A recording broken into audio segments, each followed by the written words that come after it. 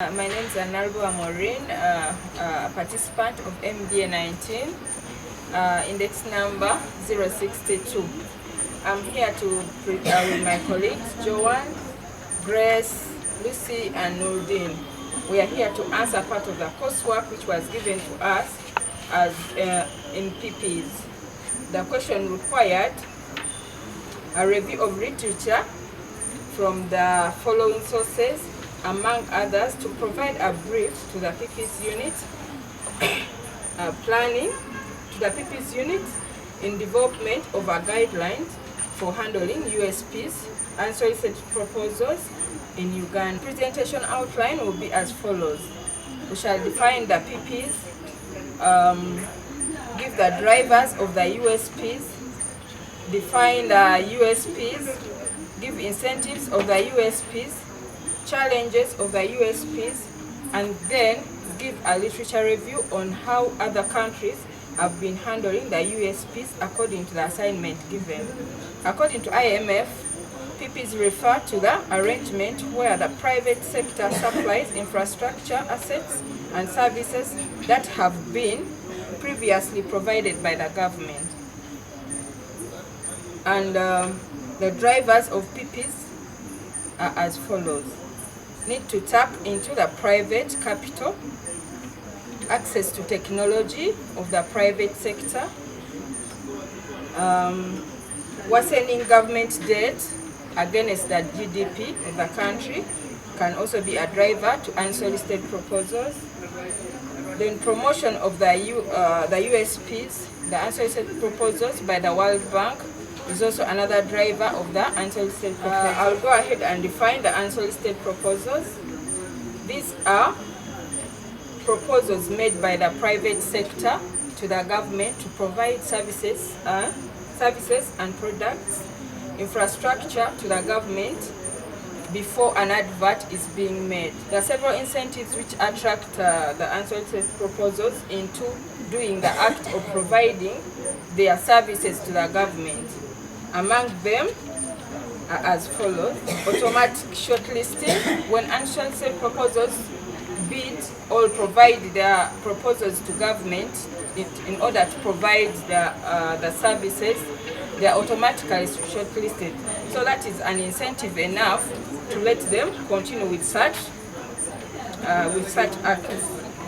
Then there's a bonus mechanism given by the government to unsolicited proposals. It's also one of the incentives which attract unsolicited proposals to providing services to the government. Then there's reimbursement of the funds which are incurred through doing the feasibility studies by the government. So the unsolicited proposals are not worried that they are spending their money in vain. They are sure that these monies will be provided at the end, even if they don't go through. So they go ahead and provide their services to the government. Then there's the right to match. This comes up when the government chooses to appoint the people who have given the unsolicited proposals to them to be the qualifying people to do a particular job. So it's an incentive enough to the unsolicited proposals. That's why they keep coming up. There are challenges which are encountered, and this might include the following. Divert of government attention from the planned approach to infrastructure as a whole. So there is a diversion from what the government would have been done. So this one is a challenge to the USP. The other challenge is it provides an opportunity for corruption. So when these unsolicited proposals take their proposals to government or to these public organizations, that need to be treated differently. So it can call for corruption, and maybe by giving an envelope or such things which can tantamount to corruption. Allow me to present to you one of the chosen countries, and that is the Swedish approach. Sweden is one of the countries which were supposed to do a literature review so that we see how it handles the unsolicited proposals in their country. This is what we found out. Sweden has an extraordinary public strong financial muscle. So in instances, it's not interested in the unsolicited proposals. So this has made it impossible for unsolicited proposals to work in Sweden. The reasons as to why unsolicited proposals have failed to work in Sweden are outlined as below. The government has enough money and it believes it can borrow at a lower rate than the private partnerships. So it doesn't believe that the partnerships can be having enough money to do the job. So they prefer doing the jobs themselves. So making it impossible for unsolicited proposals to work in their country. The other reason as to why the unsolicited proposals have failed to work in Sweden, there are a few government officials and politicians who believe anything to do with the unsolicited proposals is already wrong. So they don't even give them a listening ear. So in a way they are failing the unsolicited proposals in Sweden. But the main reason as to why Sweden doesn't allow the unsolicited proposals in their country is because they have a strong financial muscle and they believe everything they can do it themselves. Allow me to call Grace to introduce to us the World Bank approach. My name is Grace Namukasa. I'm pursuing a master's degree in business administration. I'm on MBA 19 and my index number is 4090. I'm going to give an overview on World Bank. According to the World Bank Group's private participation infrastructure database, it is estimated that 10 to 30% of infrastructure projects are handled by unsolicited proposal in low and middle income countries in the world. And therefore, to manage such unsolicited proposals, so as for the government to benefit from these unsolicited proposals, the following must be put into place. And these include sustainability and value for money. Before any government allows unsolicited proposal, it must ensure that that proposal will really work out when it comes to value for money. The government must be able to engage in projects that must support the country, and where value for money must be put into consideration. Due diligence must be carried out on these unsolicited proposals to ensure that really they are going to benefit the country. A feasibility study must be undertaken. There must be an analysis of the project very well so as to ensure that it will benefit the country. Look at the financial muscle of the sponsor of these projects. The private sector must ensure that they have got the finances to manage the project so as to avoid certain risks in these projects. For instance, the market risk, the political risks, for instance, the political risk in a way that expectations of the public must be handled, plus that one for the political bodies governing in that country. This project must be affordable to the country, to the users of that project. For instance, the country's expectation, but the government must make sure that really it needs such a project. So the government must not enter into projects just for the sake of entering like a one-off procurement process. In so doing this, there must be a good base of a business. They must build a team that has got business skills to manage such projects in that country, so as to create value for money and to benefit the country. So these projects really involve complex, costly and time-consuming activities, and therefore the country must not rush into such projects just for the sake of undertaking them, because failure to manage such projects can lead to failure of those projects. There must be, to manage high-level political support, therefore the government must ensure that before such unsolicited proposals entertained in the country, they must be able to support, to be managed politically. So as expectations of the people are met, just not to undertake activities for the sake of taking them on, just because someone has brought a proposal. Moreover, the country might not be needing it. Just for the sake, some of them just present proposals in a way that they have not even undertaken a feasibility study, whether it will benefit the country. So government must ensure that such proposals are really meeting the needs of the country. So these projects must be executed in a way that there must be legal expert, financial, technical advice to handle such projects. So these projects must be designed in a way that, for example, we can use the system of build, operate, build, own, operate, and then transfer, such that at the end of the projects, before they are transferred to the government, the country, the citizens in the country are able to learn a lot before those projects are transferred. For example, I can draw an example of hotel services in Uganda, and I can look at Serena. So, operating such activities in Uganda, well and good. In a Ugandan setting, it might not be having the right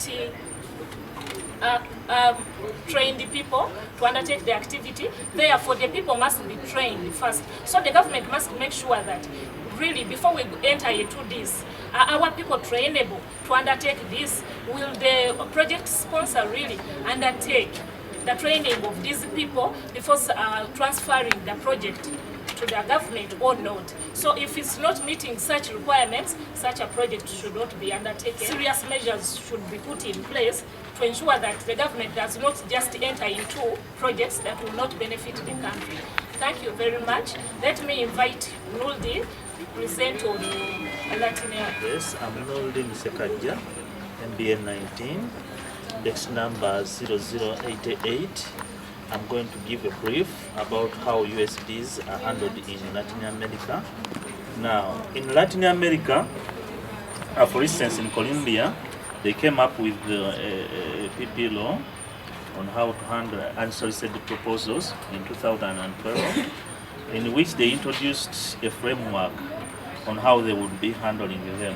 In this new framework which they introduced, they made sure that unsolicited proposals may be submitted at any level of government or public agency. In that, they would encourage people to present the unsolicited proposals in those departments. So after the new law was implemented, in the 3 years following the implementation, approximately 360 unsolicited proposals were received.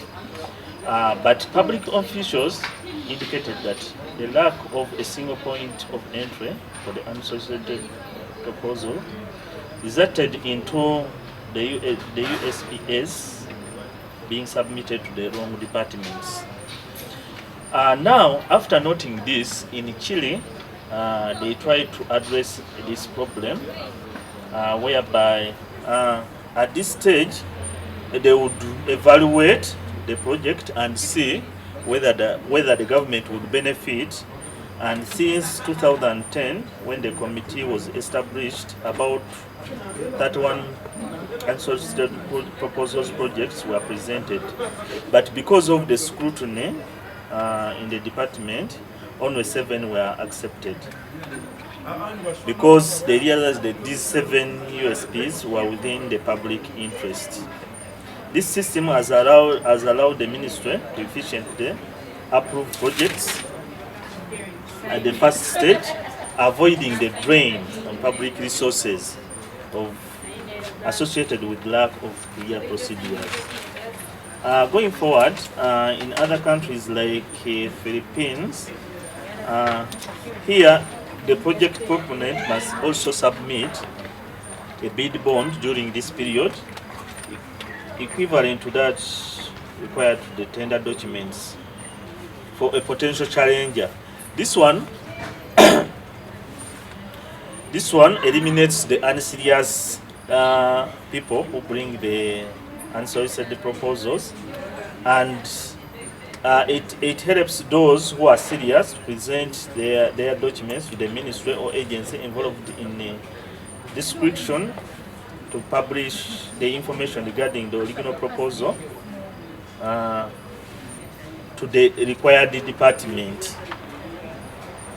Also in Argentina, the government came up with a decree 966 in 2005, which reduced the process of unsolicited proposals, whereby a private party seeking contracts related to public works and services and concessions, the presentation need to be fulfill the minimum requirements, which have to be considered by the government. In the Argentine system, it is a requirement that an upfront bid bond, together with the project details, feasibility studies, estimated investment amounts, proponent references, and financing resources that the project will require should be presented with the unsolicited proposals. So, unsolicited proposals which don't meet, which don't have all those requirements are not considered to the next level. Still, the same way in Argentina, all unsolicited proposals are primarily assessed by an ad hoc commission created to evaluate the unsolicited proposals, jointly integrated by the Ministry of Federal Planning and the Ministry of Finance. Other line ministries will also be required to intervene if the nature of the project falls under their competence. In this regard, if say a project is under the Ministry of Gender and Youth, the Ministry of Gender or the Permanent Secretary would be required to review that unsolicited proposal before it's forwarded to the next level. But still, they also have challenges with the unsolicited proposals, in that because of the avoidance of the competition. So that's my submission about unsolicited proposals in Latin America, especially in Argentina and Colombia. I would request my friend Luce to come in to present about MENA. In MENA, there are several countries in MENA, as we know.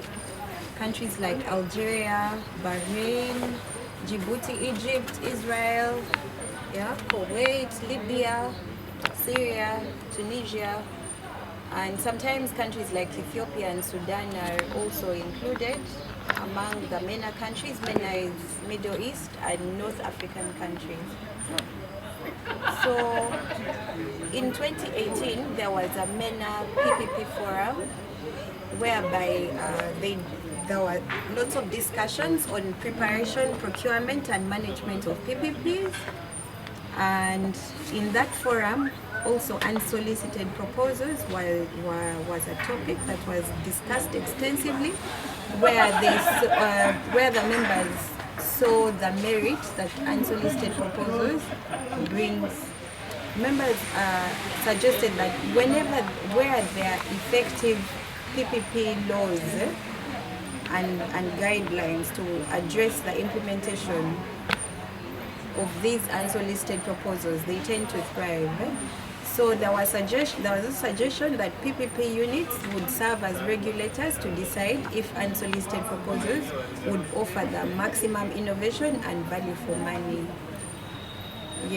In that same forum, it was recognized that if development programs were to succeed, the pipelines of PPPs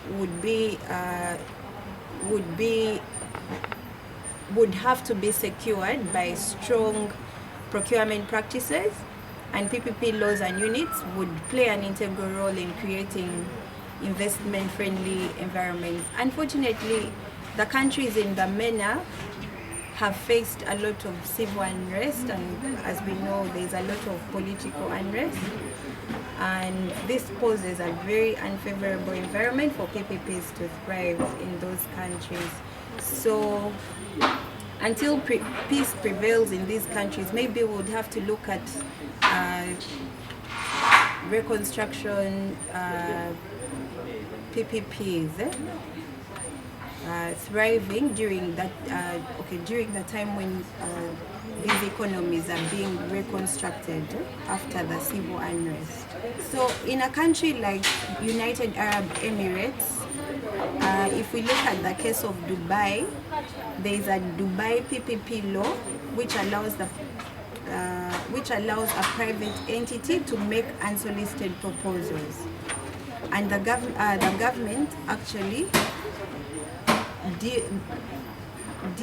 is allowed to deal directly with any private entity. So that means that there are no requirements for proposals to be put out to tender. It has to be detailed enough. You must indicate all the components of that proposal. You have to show the initial cost estimates, the proposed land site, the feasibility, environmental and technical studies that have been conducted. You must have an evaluation of the financial position, expertise and human resources that are that the initiator of these USPs has. In Egypt, recently in Egypt, actually last year in June 2019, they had their finance ministry finalizing PPP law amendments. So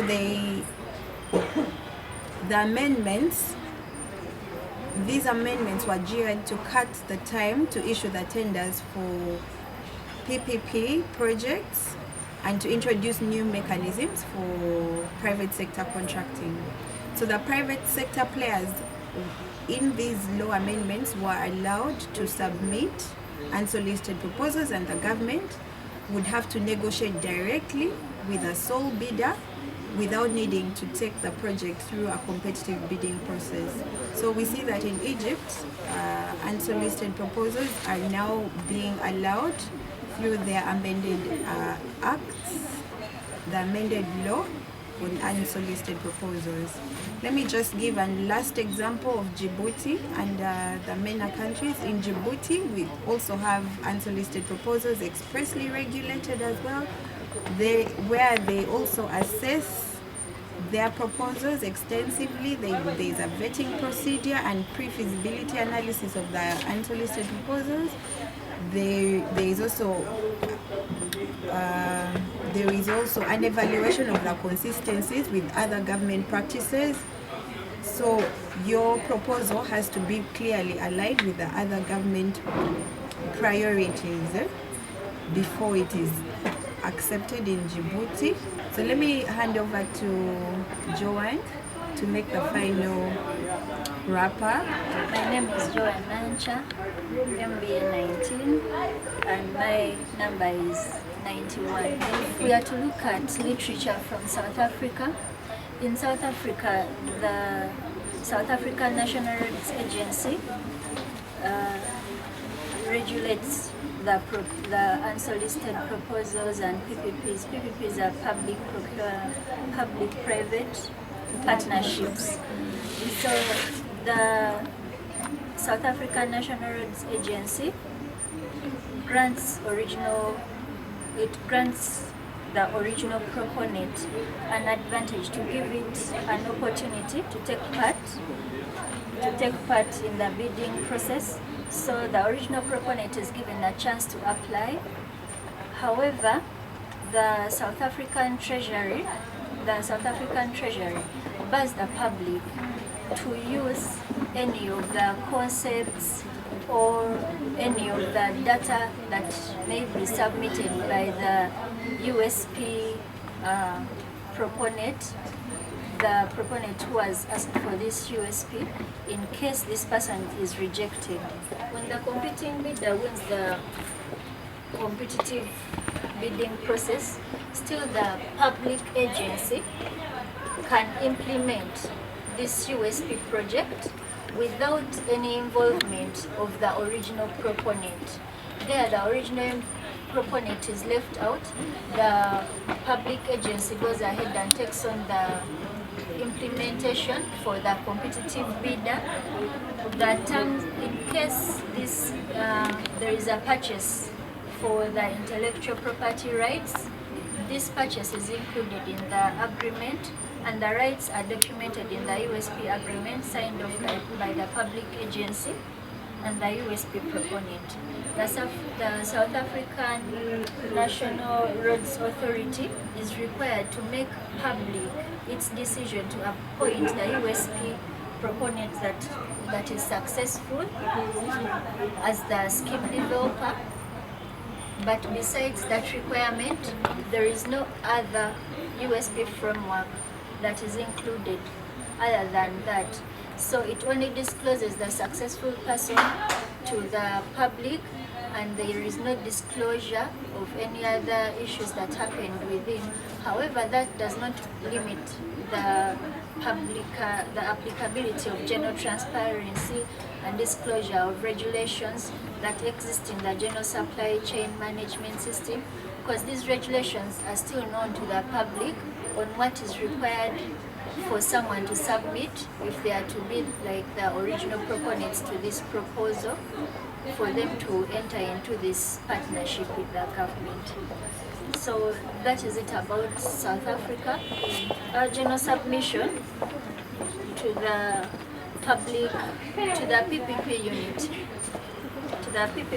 on how to handle the USP will include these guidelines, because it's out of that. You will see that if we look at the World Bank, like she talked about it, if we look at the World Bank, we look at the International Monetary Fund, we look at MENA and the literature from Latin America, we find that all these people have guidelines that they follow, and these guidelines are the ones that help their PPP units in handling these USPs.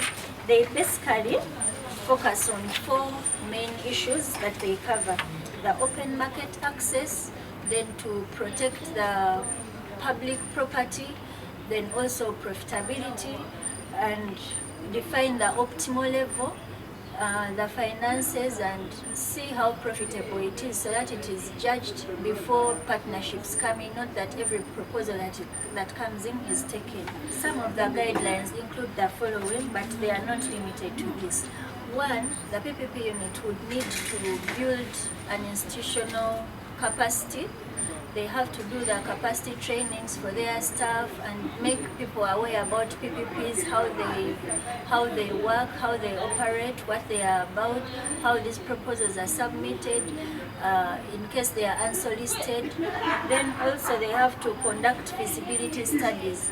But according to the literature that we have read, we can conclude that it is better that the feasibility study is done by the original proponent that is submitting, because it is quite expensive, both in terms of time and in terms of finances. The PPP unit is also supposed to design clear regulations so that they have the legal part catered for, and these clear regulations have to be communicated, well designed and implemented, because even if they are designed and then they are not followed for implementation, that PPP may fail and can bring lots of losses, because PPPs come in to mitigate various risks. They can be financial risks, political risks, but to bring about profitability for the country and for the public. Then also another guideline can be incorporating the blind review of USPs, seeking assistance from multinational development banks, like assistance from the World Bank, which is the major PPP contributor in the world. Then also using transactional advisors for due diligence. That is our submission.